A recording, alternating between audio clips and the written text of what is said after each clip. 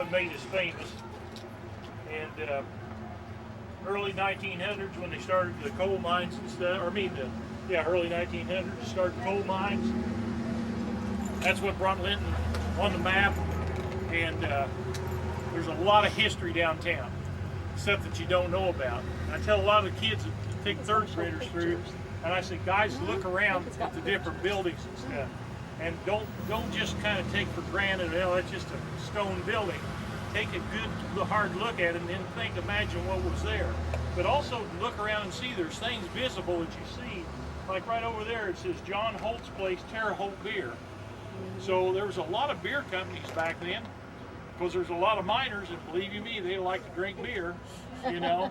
So anyhow, if you guys want to, there's you want on? You staying for the tour? You staying for the tour? Oh. I've already toured this town. Well, you could tell us a thing or two, Wilma.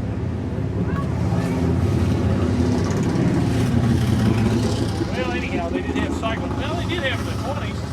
Yeah. But a lot of stuff you got to look around for, like down on the other streets, the old Opera House, and upstairs, downstairs was the Opry restaurant or the cafe, and they back then they had to have some place to hang out and do things. There wasn't any TV, and wasn't really at the beginning, wasn't any radio, so you had to do things. Another thing was, at a later date, back in the 30s and 40s, you know, if you wanted to come on a day like this would be a normal Saturday in a way for Linton, because everybody went downtown. It was so bad back then, you had to park a car, you had to come up in the early afternoon or mornings and park your car so you'd have some place to visit out of that night. And then of course they'd have, over here they would have popcorn, and there'd be bands playing and all kinds of cool stuff going on. So, you know, and then of course the Greek, I don't know if the Greeks were there. Yeah, they were at that time, and of course they had their candy and they had their popcorn, and the popcorn machine was going, and the Salvation Army was playing, and they didn't have decent trucks back then either, by the way, which we have to put up with a little bit. So anyhow, I do have some pictures. One of the big things about this street here, and this was kind of the main drag, was there was at one time a 100-foot wood flagpole. All right, I'll let you guys pass this thing around, and you guys can look at it. It was right out here in the center of the street. Where you're looking at it right now, if you look, see here again, see the tops of the building right there? Right there they are. There's the tops of that building. So basically, the guy was standing over there taking the picture down Vincent Street, is what he was doing. I'll be doing. So anyhow, so that right there, and when that got rotten, that was one piece of wood. Deb Sloan told me, Deb said, you know, I was a kid, he said, I was standing out there, and he said, two guys took two axes, started chopping on it, and he said they laid that thing dead center down South Main Street when they went to get rid of it. So anyhow, that's, I'm going to take you through just some of this stuff in this area. And of course, on the corner there, the building that was there was originally a bank. Let me see here if I've got a picture. Well, here, take for instance this building there that we're just looking at. All right, and you can see this is a good way of telling where these buildings are a lot of times, because usually people don't, outside of boarding up the second story windows, you can see all the architecture of that building right there. That's the dish right here. The dish is on down there, yeah, right down the street. That's right. Yeah, I don't know if Deb was there or her mother. Her mother was. I was there. Oh, you were not. Maybe in thought. Yeah. This is way before you. Oh, way before Oh my goodness. Yeah. You were just a wink in your daddy's eye. Well, he wasn't even thought of then. Daddy was pretty young. Yeah. So no, anyhow, that, you know, like I say, most of these are really old pictures. Another one, you know, this is the thing, we start going through all this stuff. This is our building there. And this was kind of cool. I'm going to just go through a lot. If you look again at our building, and you don't see much, but you go to the very top, see the Masonic emblem. Third floor was where the original. That was built in 1908. That was the original Masonic lodge until they built their place across the street. So, and actually they had a light in, had a little blue light, and that was when Lodge was going, right? Correct. Absolutely. So, so anyhow, so that would, and then also the Boy Scouts met up there. They would have some camp out meetings and stuff there. There was the front room was a huge room for the meetings, and then they had some rooms in the back, and they had a kitchen up there, and it was pretty nice back then. Do you remember going very well going up there? Oh yes. The last stairs was narrow, and they had to carry all the food up. Really? Yeah, that's right. It is narrow. They got their exercise. Anything you want, anybody who's got something they want to chip in, because I know there's some of you younger folks here, and you can remember maybe a few little things where I'm not telling something right.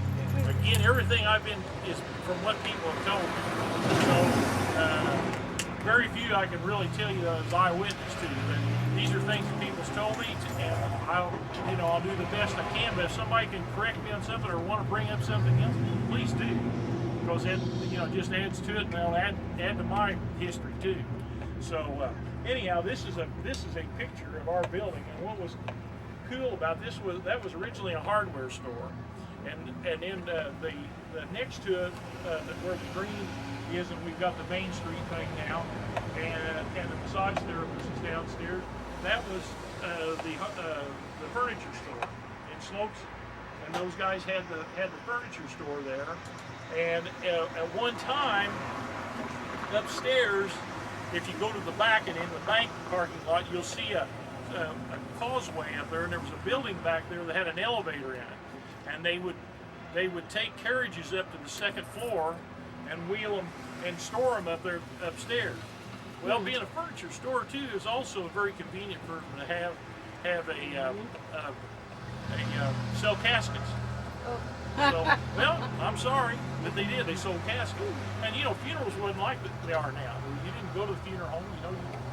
Basically, you had the bodies taken care of, and you take your loved ones back home, and it wasn't like it is now. So anyhow, so they had what was kind of cool in this building, and on the left side where the far thing, they prepared bodies up there.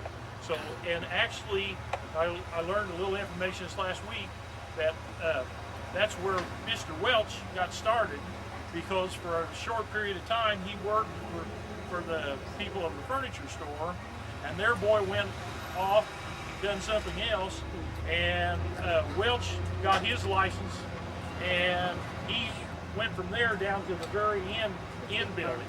From the end building, they moved over, him and Cornette moved over there to Vincent. So there's a picture of our building. And what's cool about this, one side they did the preparing of the bodies, but the other side was Metropolitan Life Insurance Company upstairs. So I thought, well, that's kind of cool. You guys pass it. All right, now, okay, thank you. And so Where was the grocery store? Huh? Was the grocery store down there? I'll show a few more Was. pictures downtown. It's down here. One there and one there and one Here's a upstairs. picture of May 16, 1916, which was taken down about in front of the Masonic Lodge. And this picture is the out of Bloomington, the Gentry Brothers Horse and Pony Show and Dog Show. Oh, And did you want that they picture? basically went to the White City grounds, which was up here north, and basically that was a that was another form of entertainment. It was the world's largest dog and pony show. That was May 16, 1916 when that picture was taken. And also, there's two, there in that picture there is, you see the band in the first one, and the second one is a clown band, and then that is the, what's the old guy over in Worthington that goes on yeah, Jewel. He's in the second wagon. He worked for the Gentry Brothers, but he didn't go in the main band. He was in the clown band. Yeah. So I mean, big time music, Okay. Here's one back in the 30s. Here's a picture. We'll just keep passing these around. This picture was taken right down here, right in front over Marvin's place over there. There's your first fire department in Linton. That's the first unit. right there. And I've been really blessed because a lot of people have brought these pictures to my attention, and we're saving them, and we want everybody to have these. So I mean, we've compiled these, and everybody's welcome to any of this. So, you was on that first. I got to do one here. We didn't do this one at the other meeting because we just went a block here, and by the time I told all the stories, this was right. Oh no, Is that Billy Shotcaller? it's Sherman. Yeah, Sherman Wright. That's his ice wagon. I got to tell a little story about him. Just a little one. Stories are more fun than learning some of the history. He was bringing blocks. Ice was down here south of town, where it was made, down by where the south side is at. The old ice plant was down there. Burnsy had it at last. But, that's where the ice plant was. So he delivered ice to Linton. Well, up here 3 doors up was the Greeks, and they made ice cream, and they used a lot of ice. So his horse and him would go up the alley, and he would back the horse in, and they would buy big blocks of ice. And so they had them hooked on, and they had a chain that went out and rolled out, and they would take the ice and hook onto it, take it inside to their little cooler that they had, or big cooler that they had. Well, one day, old Wright was the chain or the noise made some noise on it, and the horse thought it was giddy up, it's time to go, and he was unloading ice. Well, the horse just went on his old trail. He just come around the side, come right down this street right here with Wright chasing him. He wouldn't stop. Went down. That was before the highway went all the way through here. Went over to by where the creamery's at. 2 blocks down, made a left. He headed on down back to the ice plant. So the horse went on back to the ice plant, left old Wright a hanging. So just by making the noise with the cogs. That's this picture here. Okay. Now, here's another picture of when they opened the Linton Trust Company. That's where Marvin's at right now. And that's a picture of the Linton. I'm going to show you all these, then we're going to get into this. So here's another old picture of downtown. Also, that was done May 16, 1960. So Where was this one? that one is right there, right there on Vincent Street, headed west. Yeah, so that was a trust company. Right on the side of Marvin's Abshard. Yeah, that was a trust. Here's a picture of the delivery truck of the Linton Bottle Works.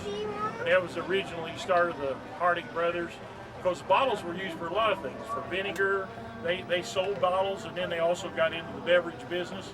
And so that was one of their first delivery trucks. I thought that was pretty cool.